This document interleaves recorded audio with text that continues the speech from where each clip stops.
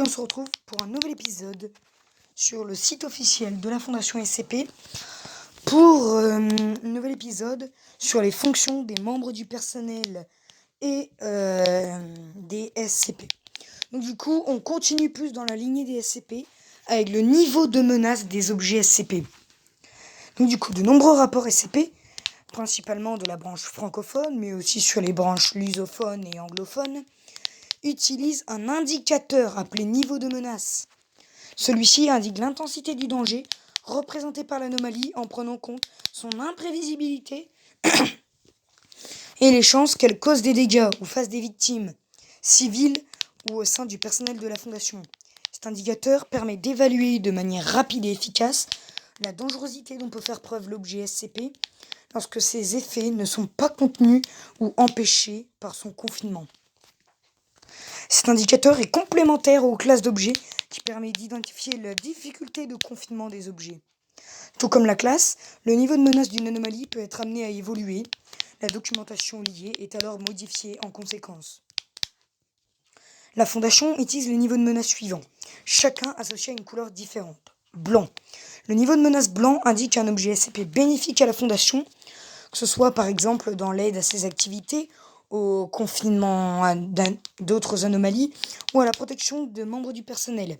Son usage reste cependant strictement réglementé et doit respecter absolument le cadre des procédures de confinement spéciales de l'objet. Bleu. Le niveau de menace bleu indique un objet SCP possiblement bénéfique à la Fondation, mais trop imprévisible ou contraignant pour que son usage soit standardisé. Que ce soit par exemple en raison de conditions d'activation trop spécifiques ou de son caractère aléatoire.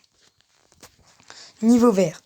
Le niveau de menace vert indique un objet SCP ne provoquant aucun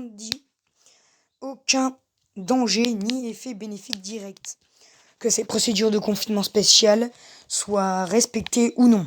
Cependant, selon la façon dont l'objet est utilisé ou approché, il n'est pas impossible qu'il puisse être indirectement à l'origine d'actions bénéfiques ou nocives. Jaune. Le niveau de menace jaune indique un objet SCP possiblement dangereux, mais facilement limitable. Il s'applique par exemple si l'anomalie reste stable tant que certaines conditions d'activation ne sont pas remplies, ou si, même en action, elle peut facilement être neutralisée par une application stricte de ces procédures de confinement spéciales. Orange. Le niveau de menace orange indique un objet SCP possiblement dangereux, parfois imprévisible et ne pouvant pas être contrôlé facilement. Il s'agit également du niveau de menace minimal attribué aux entités dotées de conscience. Étant donné leur capacité à varier leur comportement et à s'adapter pour échapper à leur procédure de confinement spéciale ou à tromper les membres du personnel. Rouge. Le niveau de menace rouge indique un objet SCP capable de causer des dégâts à grande échelle, parfois de manière imprévisible. Une rupture de son confinement peut être synonyme d'un scénario de classe K, dont je vous expliquerai dans une autre vidéo, et doit être considéré comme une priorité. Noir. Le niveau de menace noir indique un objet SCP capable de causer des dégâts à échelle mondiale, voire davantage.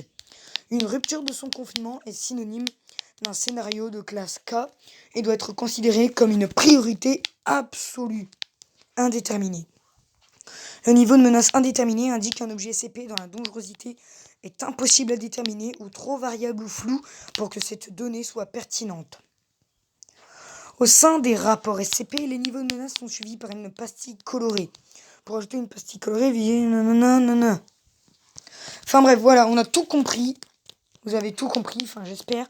Et en tout cas, n'hésitez pas à liker, à vous abonner. Et on va se laisser là pour ce deuxième épisode des fonctions sur les membres du personnel et des SCP. Ciao!